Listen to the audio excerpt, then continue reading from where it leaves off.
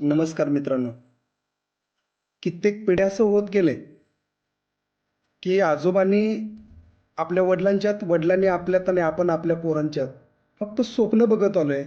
माझं न पूर्ण झालेलं स्वप्न माझ्या पोराच्यात बघत आलोय. ही आपली कितवी पिढी आहे माहिती नाही.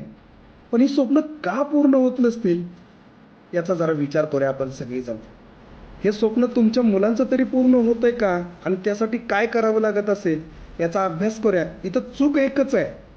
त्याला मिळत असलेलं मार्गदर्शन योग्य नाही आणि त्या मुलानं कोणाचं मार्गदर्शन घ्यायचं याचा विचार केलेला नाही. छत्रपती शिवाजी महाराज आमच्यासाठी किती मोठे मार्गदर्शक आहेत, हे विसरलेत लोक. आपण या सगळ्यांची आठवण करून देऊया एकदा सगळ्यांना, आणि आपलाही इतिहास कोणीतरी वाचावा असं आपण नक्की करू तयार. मी तुमच्या सोबत आहे. जय भारत.